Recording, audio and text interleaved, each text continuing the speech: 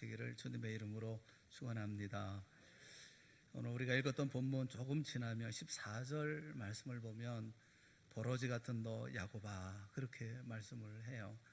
이 버러지라는 벌레라는 말은 토라라는 말인데, 토라 야곱 이렇게 말씀하죠.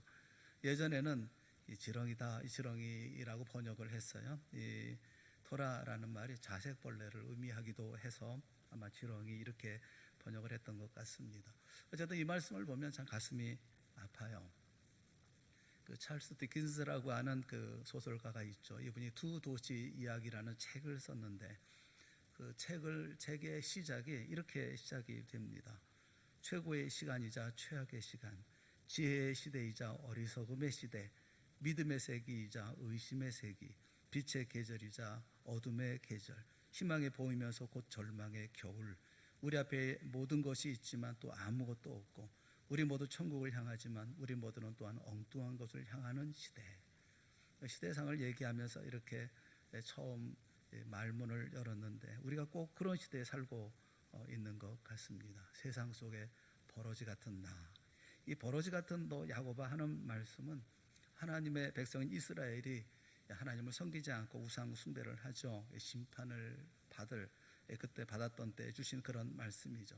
주전 586년에 바벨론에게 멸망을 당하고 또 수많은 사람들이 포로로 끌려갔습니다. 주로 왕족이나 귀족 또 학자들을 포로로 잡아갔죠. 한때 이들은 하나님의 백성이라고 하는 자존감을 가지고 있었고 또 자존심 있는 삶을 살았습니다. 또 높은 신분이었기 때문에 무엇 하나 부족함이 없는 삶을 살았죠. 하지만 하루아침에 이들은 신세가 높은 곳에서 맨바닥으로 급전직하 떨어져서 인간 이하의 취급을 받는 이방의 포로가 되어서 노예와 같은 삶을 살게 되었습니다. 그러니 그 삶이 얼마나 비참하고 절망적인지 말로 표현할 수가 없죠. 그런 모습을 버러지 같은 너 야곱아, 이렇게 표현을 한 것입니다.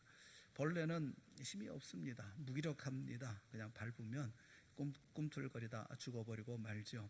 그러니까 이스라엘 백성들이 꼭 그와 같은 상황이었습니다. 고통과 절망의 삶을 한 달도 아니고 1년도 아니고 70년이나 바벨론의 포로로 끌려가서 이런 노예의 삶을 살았던 것이죠.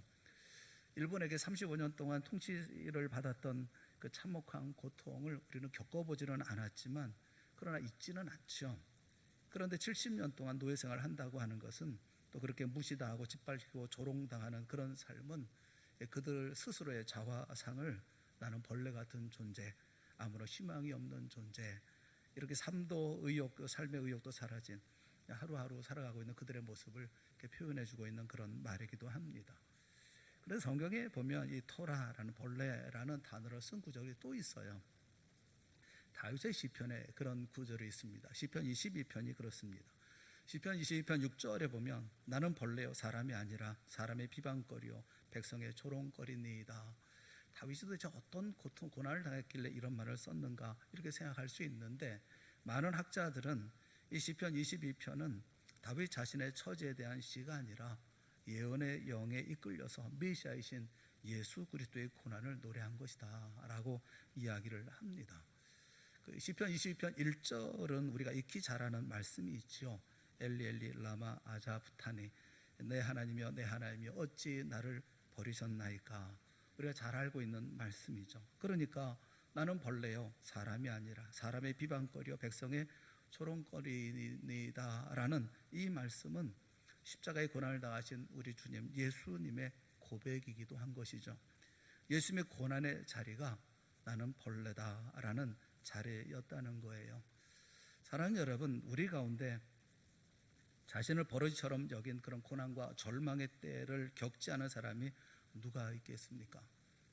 모든 사람이, 이것은 비단 이스라엘 백성들만을 가르쳐서 버러지 같은 너 야곱아 그런 처지를 말하고 있는 것도 아니고, 예수님의 십자가의 그 고통 가운데 버러지 같은 자리라고만 얘기할 수 없는 것은 우리 모두가 다 그런 어려운 때를 겪고 그 가운데 그런 심정을 겪어봤기 때문에 그런 거죠. 사람은 어려움을 당하면 가장 먼저 마음이 무너지죠. 마음이 무너지면 몸도 무너집니다. 그리고 나는 쓸모없는 인간, 버림받은 인간, 좌절하고 절망하게 되어지죠. 우리는 한나를 선물로 또 받았습니다. 우리가 원하든 원하지 않든 이 하루를, 그리고 이 한 달을, 그리고 이 한 해를 살아야 합니다. 이렇게 벌레같이 나약하고 보잘것없는 존재가 어떻게 세상을 살아가야 하는가. 마음속에 불안도 있고 두려움도 있어요. 그러나 그럼에도 불구하고 우리는 계속 앞으로 나아가야 합니다. 내게 주어진 시간을 살아내야 하죠. 어떻게 하면 이 날들을 내 가족들 앞에서, 그리고 세상 속에서, 무엇보다 하나님 앞에서 부끄러움 없이 살아갈 수 있을까 하는 것이 우리의 고민이 아닐 수가 없어요. 그런데 우리는 이 말씀을 조금 더 자세히 들여다봐야 합니다. 14절 말씀을 보면 버러지 같은 너 야곱아, 너 이스라엘 사람들아 라고 말씀하면서 그 다음에 뭐라고 말씀하고 있느냐 하면 두려워하지 말라, 그렇게 말씀하고 있기 때문에 그렇습니다. 왜 두려워하지 말라고 말씀합니까? 나 여호와가 말하노니. 하나님이 뭐라고 말씀하신다는 것입니까? 내가 너를 도울 것이라, 내 구속자는 이스라엘의 거룩한 이니라 라고 말씀하고 계시는 거예요. 그래서 우리는 이 말씀을 생각을 해봐야 합니다. 버러지 같은 자리에 있는 우리가 또 그런 처지에 있다 하더라도 우리가 그 다음에 생각을 해야 할 말씀이 있는 거죠. 하나님 버러지 같은 우리를 어떻게 도우시겠다는 것입니까? 오늘 우리가 읽었던 말씀 9절과 10절 말씀을 우리가 다시 한번 같이 읽어봤으면 좋겠습니다. 우리 함께 같이 보겠습니다. 시작. 내가 땅 끝에서부터 너를 붙들며 땅 모퉁이에서부터 너를 부르고 내게 이르기를 너는 나의 종이라, 내가 너를 택하고 싫어하여 버리지 아니하였다 하였노라.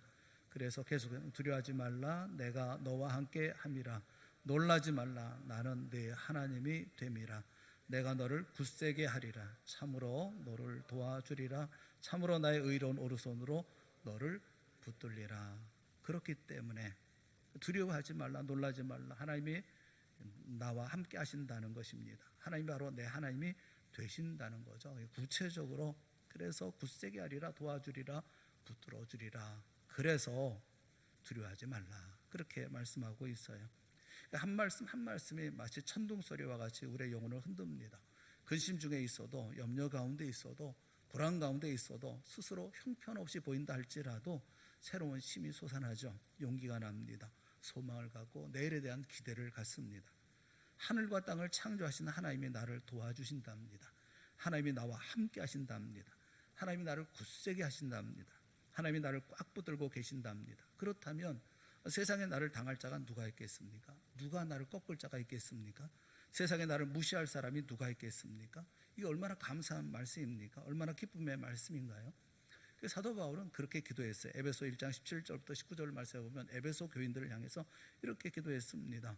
우리 주 예수 그리스도의 하나님 영광의 아버지께서 지혜와 계시의 영을 너희에게 주사 하나님을 알게 하시고 너희 마음의 눈을 밝히사 그의 부르심의 소망이 무엇이며 성도 안에서 그 기업의 영광의 풍성함이 무엇이며 그의 힘의 위력으로 역사심을 따라 믿는 우리에게 베푸신 능력의 지극히 크심이 어떠한 것을 너희로 알게 하시기를 구하노라 라고 기도했어요.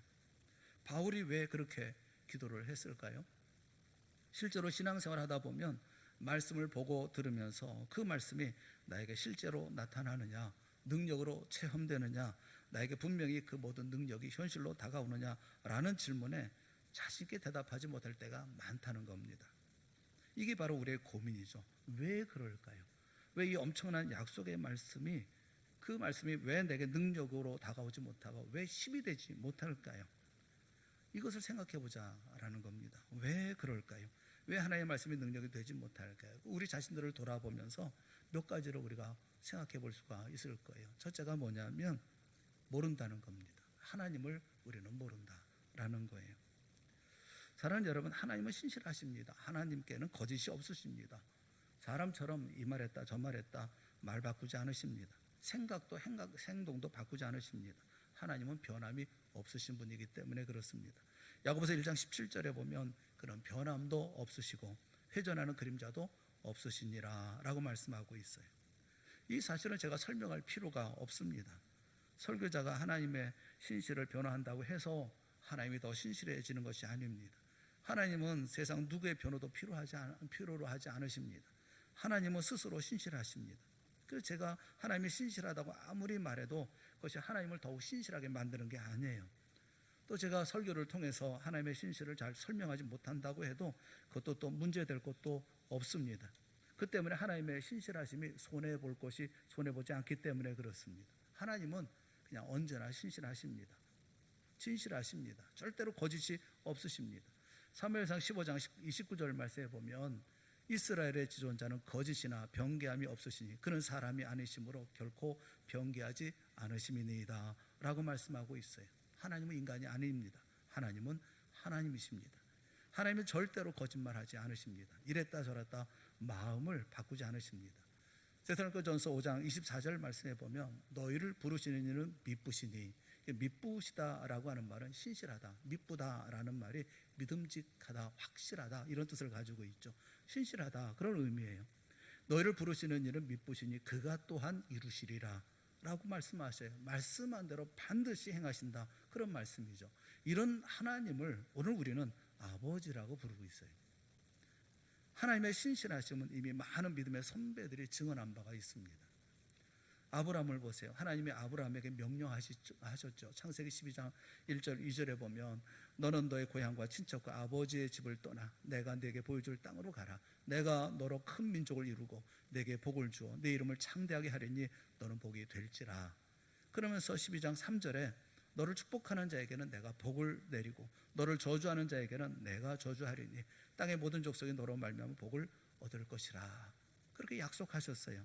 고향을 떠나라. 그리고 내가 가라는 곳으로 가면 내가 너의 후손에게 복을 주겠다. 그리고 너의 후손으로 온 세계의 백성들이 복을 받는 복의 근원이 되도록 하겠다라고 약속하셨습니다. 그 약속을 받고 아브라함이 고향을 떠났어요. 많은 후손을 하늘의 별처럼 주시겠다고 약속하셨는데 그때 그의 나이는 이미 75세였습니다. 나이가 꽤 되지 않았습니까? 그 나이에 주시려고 하면 빨리 주셔야 되는데 25년이 지나도록, 그 이후로 25년이 지나도록 하나님은 아들을 주시지 않았어요. 100세가 될 때까지 자식을 주실 징조도 보이지 않았습니다. 그런 하나님을 어떻게 신뢰할 수가 있습니까? 벌써 아브라함이 100세요. 사라가 90세입니다. 이미 자식을 낳을 능력을 잃어버린 부부입니다. 시간이 가면 갈수록 그나마 더 불가능해지는 것 아니겠어요? 그럼에도 불구하고 하나님은 가만히 계셨어요. 아무런 일도 하고 계시지 않았습니다. 그런 하나님을 어떻게 믿을 수가 있습니까? 그런 하나님을 어떻게 신실하다고 말할 수가 있습니까? 인간적으로 보면 신실한 하나님이 아닌 것처럼 보입니다. 하지만 하나님은 신실하십니다. 그래서 그 몸이 죽은 것 같은 부부에게서 이삭이라고 하는 아들이 태어나게 하신 것이죠. 하나님은 신실하십니다. 하나님은 절대로 거짓말하지 않으십니다. 노아를 생각해보면 참 답답하죠. 언제가 제일 답답했을까요? 120년 방주를 만들 때도 참 답답했을 거라고 생각합니다. 하나님의 생생한 말씀을 온 가족이 매달려서 그 말씀을 듣고 그리고 배를 짓기 시작했어요. 하나님이 고표로 나무로 방주를 만들라 말씀하시고 방주 안에는 칸들을 막고 역청을 안팎으로 칠하고 길이는 300규빗, 너비는 50규빗, 높이는 30규빗으로 만들라. 방주에 창을 내되 위에서부터 한 규빗을 내고 문은 옆으로 내고 상중하 3층으로 하라. 하나하나 구체적으로 말씀하시는 말씀을 들으면서 그들은 순종했죠. 그런데 120년입니다. 10년이면 강산이 변한다고 하는데 한두 해가 아니라 120년을 한 번 나타나서 말씀하시는 하나님의 말씀, 그 말씀을 신뢰할 수 있을까요? 그런데 그보다 제가 더 답답하게 여긴 것은 방주에 들어가고 난 후입니다. 하나님이 방주에 들어가라 라고 하셔서 홍수를 피해서 방주에 가족과 짐승들이 다 함께 들어갔습니다. 그리고 난 후에 비가 언제 왔습니까? 방주에 들어가자마자 비가 왔나요? 그렇지 않습니다. 방주에 들어간 후에 7일 후에 홍수가 땅을 덮었다라고 말씀하고 있어요. 생각해 보십시오. 그 얼마나 뻘쭘합니까? 온 가족과 짐승들이 방주에 들어갔습니다. 방주에 들어갔는데 일주일 동안 비는커녕 날씨만 좋았다면 그 얼마나 짜증나겠습니까? 세상 사람들은 방주 밖에서 얼마나 웃고 떠들고 조롱하고 또 비아냥거렸겠습니까? 일주일 동안 아무도 식구들은 서로 아무런 말도 없이 그저 끌려나서 그 아픈 마음을 가지고 그냥 그 마음속에 끌어오는 마음을 가지고 지나지 않았겠습니까? 그런데 창세기 7장 10절 말씀을 보면 7일 후에 홍수가 땅에 덮이니 라고 말씀해요. 그리고 11절 12절에 보면 큰 기품의 샘들이 터지며 하늘의 창문들이 열려 40주야를 비가 땅에 쏟아졌더라 그렇게 말씀을 해요. 일주일을 이제나 저제나 언제나 비가 언제나 올래나 맞나 틀리나 그러고 있었을 터인데 비가 한꺼번에 쏟아집니다. 기품의 샘들이 터집니다. 땅에서 물이 솟구쳐 올라오고 하늘에서 창문이 열려서 40주야를 비가 쏟아집니다. 얼마나 보면서 놀라웠을까요? 하나님은 거짓말하시는 분이 아니라는 것을 뼈저리게 느꼈을 거예요. 하나님은 하나님의 신실하심에 감사하고 찬양을 했을 것입니다. 우리 모두가 이런 하나님의 신실함을 믿을 수 있기를 주님의 이름으로 축원합니다. 하나님의 거짓 없는 신실하심은 이스라엘 백성들도 경험한 바예요. 좀 넘어가서 이사야서 45장 1절 말씀해 보면 여호와께서 그의 기름 부음을 받은 고레스에게 이같이 말씀하시되 내가 그의 오른손을 붙들고 그 앞에 열국을 항복하게 하며 내가 왕들의 허리를 풀어 그 앞에 문들을 열고 성문들이 닫히지 못하게 하리라. 이 말씀은 앞으로 일어날 일에 대해서 말씀하고 있는 것입니다. 100여 년 후에 일어날 일이에요. 역사적인 일어날 사건들을 말씀하고 계시는 거예요. 고레스라고 하는 사람의 존재는 아무도 몰랐던 그런 시대에 하나님이 그 이름을 언급하고 계십니다. 고레스는 후에 메데바사, 그러니까 페르시아를 일으키죠. 그리고 앞으로 있을 그 모든 일들, 하나님이 말씀하신 그대로 모든 일들을 이루어 나갑니다. 주전 538년 이스라엘 백성들이 본국으로 돌아옵니다. 그 후로 계속 2진 3진 돌아옵니다. 하나님이 약속하신 그대로 실행되어졌죠. 내가 너를 굳세게 하리라, 내가 너를 도와주리라, 내가 너를 나의 오른손으로 붙들리라는 말씀대로 이스라엘 백성들은 하나님의 도움으로, 하나님의 놀라운 능력으로, 하나님의 붙드심으로 고향으로 돌아왔고 성전을 지었고 성곽을 세웠습니다. 그대로 되었어요. 사랑하는 여러분, 하나님만큼 신실하신 분이 어디 있습니까? 우리 모두가 날마다 경험하며 사는 것이 하나님의 신실하심 아닙니까? 그런데 우리는 하나님을 잘 몰라요. 깜빡깜빡할 때가 많습니다. 그래서 힘있게 살지를 못해요. 능력 있는 삶을 살지 못합니다. 걱정하고 근심하고 탄식하고 포기하고 그러지 마시라 하는 거예요. 아직도 하나님을 모르십니까? 얼마나 지나고 지난 고생을 통해서 하나님을 알게 될런지 참 걱정이에요. 하나님의 신실하심을 분명히 확인하고 거기에 대해서 추호도 의심하지 않는 우리 모두가 될 수 있기를 바랍니다. 왜 하나님의 말씀이 능력이 되지 못할까요? 첫째는 하나님이 누군지를 모르기 때문에 그래요. 하나님 말씀하시면 말씀은 절대로 변개하지 않습니다. 반드시 지키십니다. 하나님은 약속을 지키시는 신실하신 분이라는 사실을 꼭 확인을 하고 확신을 하라라는 거예요. 둘째로 왜 이 말씀이 우리에게 능력으로 다가오지 않습니까? 두 번째로 우리가 생각할 것은 우리 믿음에 문제가 있다는 거예요.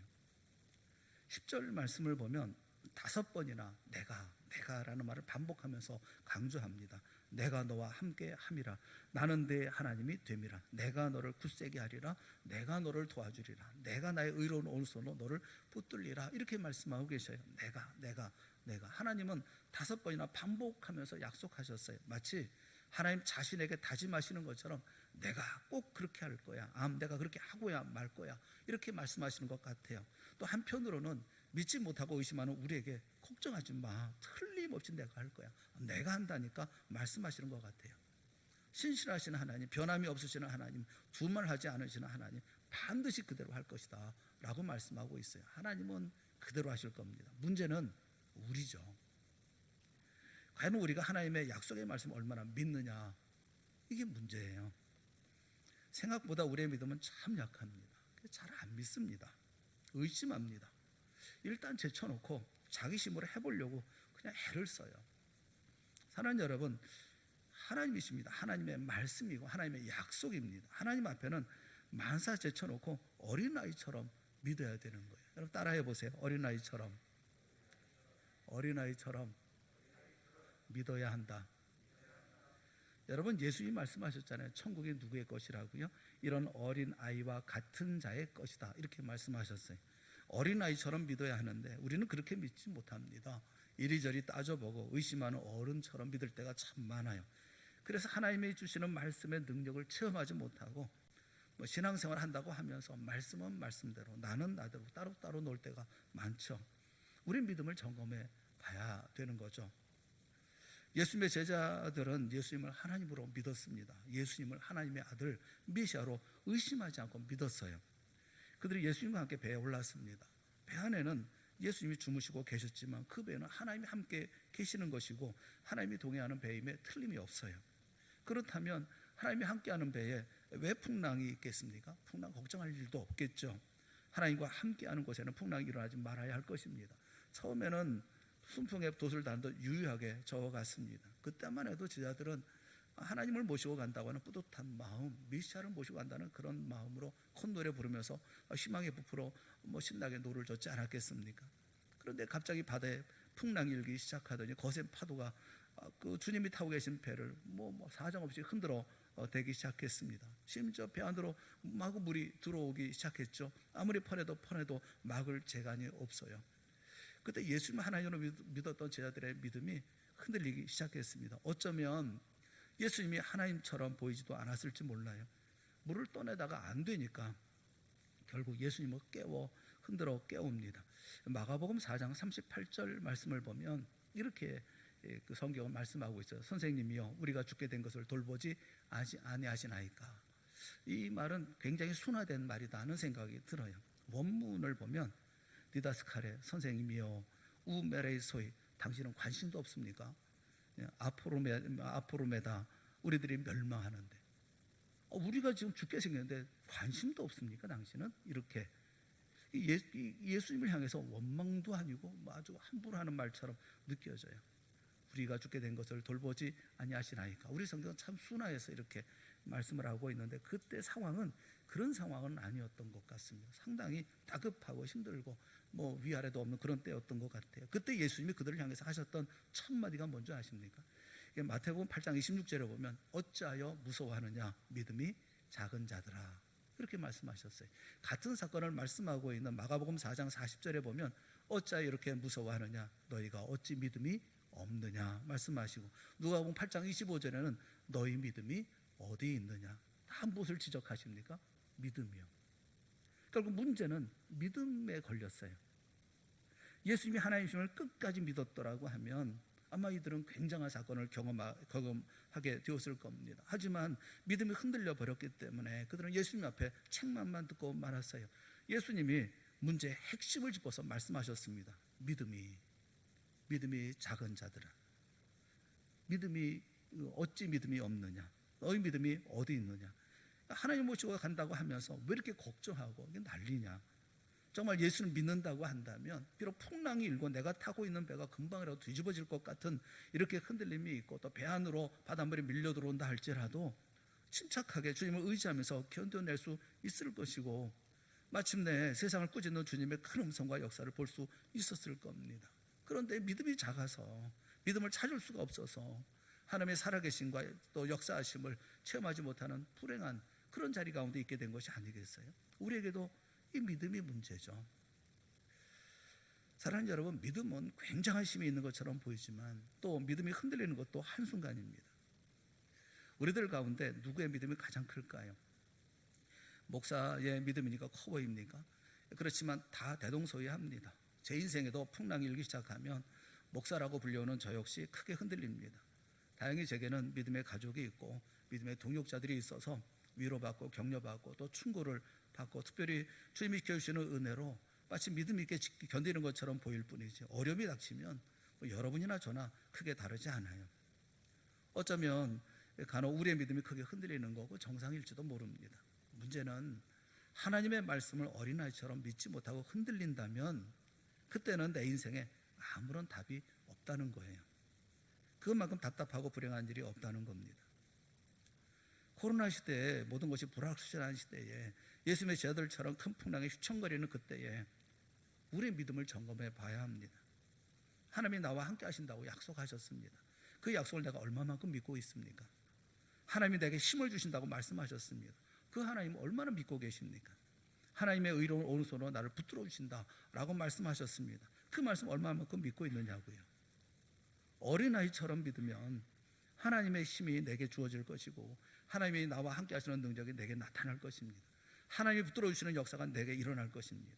어린아이처럼 믿지 못하기 때문에 그 놀라운 약속의 말씀의 능력을 체험하지 못하고 흔들리는 것 아니겠어요? 우리 모두 진실한 믿음의 사람이 되어지고 흔들리지 않는 믿음의 사람이 되어지고 전폭적으로 주님을 의지하는 사람들이 되어질 수 있기를 주님의 이름으로 축원합니다. 찬송이 그런 찬송이 있잖아요. 온 세상 날 버려도 주 예수 안 버려 끝까지 나를 돌아보시니 주는 저 산 밑에 백합 빛나는 새벽별 이 땅 위에 비길 것이 없도다. 또 그런 찬송도 있잖아요. 세상 친구들 나를 버려도 예수 늘 함께 동행함으로 주의 은혜가 충만하리니 주의 영원한 팔 의지해. 이런 은혜가 우리 모두에게 있기를 주님의 이름으로 축원합니다. 왜 하나님의 약속의 말씀이 있을 때 우리가 능력 있고 힘 있는 삶을 살지 못할까요? 첫째는 하나님을 모르기 때문에 그렇습니다. 신실하신 하나님이라는 사실을 우리가 모르기 때문에 그렇습니다. 또 하나는 내 믿음에 문제가 있기 때문에 그렇습니다. 마지막 한 가지 더.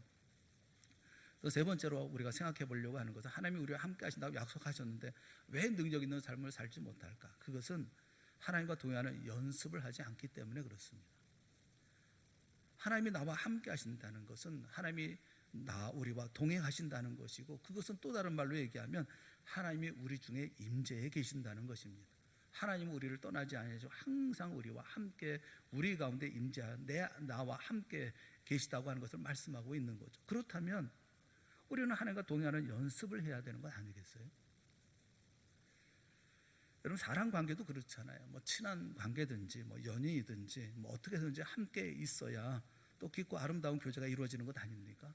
또 서로 만났을 때 눈과 눈을 마주 보면서 마음속에 있는 이야기를 나눌 때 교제가 풍성해지는 것 아니겠어요? 또 그럴 때 동행자로서의 어떤 파트너십도 다 이루어지는 것 아닙니까? 그런데 한쪽은 열심히 말하는데 또 한쪽은 딴 생각하고 있다고 한다면 그 동행은 언젠가는 반드시 깨지고 맙니다. 하나님과의 관계도 그렇죠.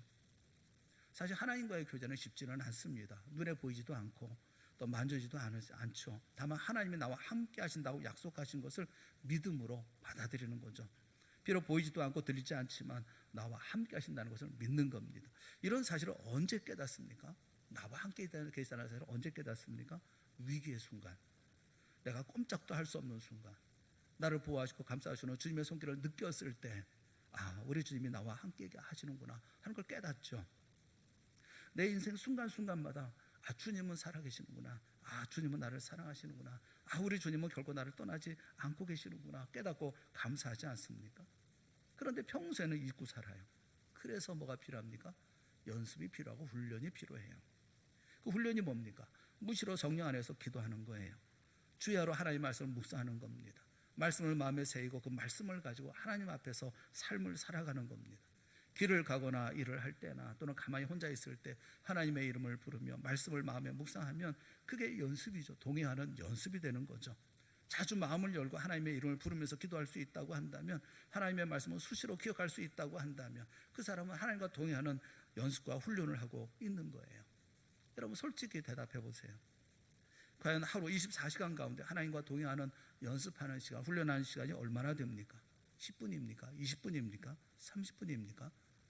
24시간 전체를 놓고 볼 때는 너무 미미한 시간, 형식적으로 기도하고 뭐 성경 한 장 본다고 되는 것이겠습니까?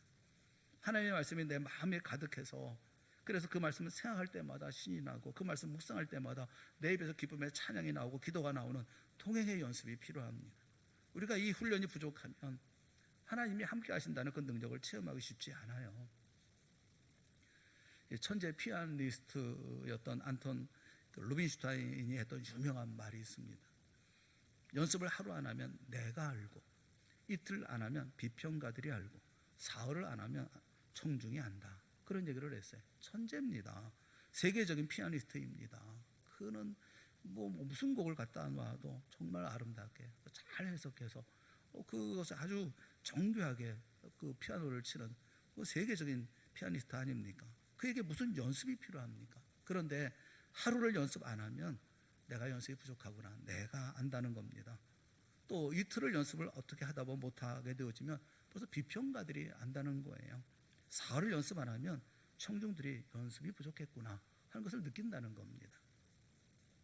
어떤 분은 주님을 기억하려고, 하나님을 기억하려고 타이머를 맞춘다고 그래요. 그래서 시간을 3시간마다 타이머를 맞춘다고 그래요. 벨이 울리면 그때 예수님을 생각하는 거죠. 벨이 울리는 순간 아차, 예수님을 생각해야지. 그래서 예수님을 생각한다는 거예요. 3시간마다 벨이 울리게 이렇게 만들어 놓는, 하루 종일 3시간마다 벨이 울리게. 그때마다 이제 주님을 생각한다는 겁니다. 그러니까 익숙해진 다음에는 1시간 간격으로 타이머를 맞췄답니다. 1시간이 될 때마다 시간이 벨이 울리면 예수님을 생각하는 거예요. 또 그렇게 많이 익숙해지고 난 후에는 30분 간격으로, 또 15분 간격으로, 10분 간격으로, 5분 간격으로.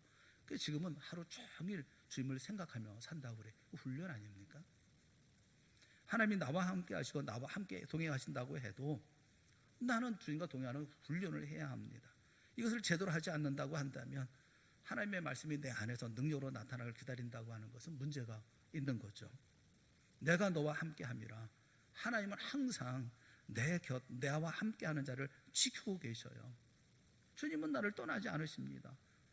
항상 너와 함께 있을 거다라고 말씀하고 있죠. 세상 끝날까지 너와 항상 함께 있을 것이다 말씀하고 있죠. 문제는 내가 변덕을 부리기 때문에 그런 건 아닙니까? 기도하고 싶으면 조금 기도하다가 실증 나면 며칠씩 기도 안 합니다.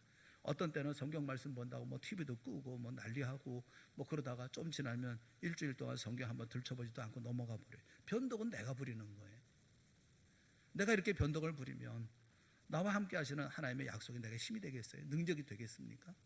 이 훈련, 동행하는 연습은 그래서 우리에게 더없이 중요한 겁니다. 우리 모두가 이 훈련에 동참하고 이 훈련의 필요성을 절감하고 그래서 하나님을 늘 함께하고 하나님과 교제하는 훈련, 하나님과 동행하는 훈련을 하는 우리 모두가 될 수 있기를 바랍니다.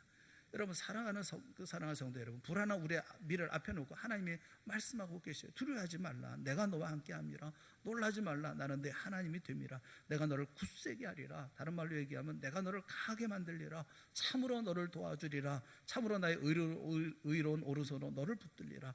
이 하나님의 손에 붙들리기만 하면 누가 우리를 굴복시키겠습니까? 누가 우리를 주저앉히겠습니까? 누가 우리를 망하게 하겠습니까? 아무도 우리를 대적할 자가 없죠. 로마서 8장 31절에 그런즉 이 일에 대하여 우리가 무슨 말 하리요? 할 말이 없어요. 만일 하나님이 우리를 위하시면 누가 우리를 대적하리요? 아무도 우리를 대적할 자가 없습니다. 왜 그렇습니까? 로마서 8장 32절 그 다음 절 말씀에 보면 자기 아들을 아끼지 아니하시고 우리 모든 사람을 내주시니까 어찌 그 아들과 함께 모든 것을 우리에게 주시지 아니하겠느냐. 그래서 나는 확신합니다. 로마서 8장 38절 39절에 내가 확신하노니 사망이나 생명이나 천사들이나 권세자들이나 현재일이나 장래일이나 능력이나 높음이나 기쁨이나 다른 어떤 피조물이라도 우리 주 그리스도 예수 안에 있는 하나님의 사랑에서 끊을 수 없으리라. 내가 확신하는 겁니다. 큰 하나님의 약속의 말씀을 손에 들고 있는데 이 약속의 말씀이 나를 강하게 하고 나를 능하게 하고 나로 알고 있어서 가장 행복한 자로 만들지 못하는 원인이 어디 있습니까? 자신을 돌아보면서 문제가 어디 있는지를 살펴보세요. 하나님을 신실하신 하나님을 모릅니까? 변하지 아니하시고 변함이 없으시고 변개치 않으시는 하나님을 모르십니까? 아니면 하나님을 어린아이처럼 믿지 못하고 있는 겁니까?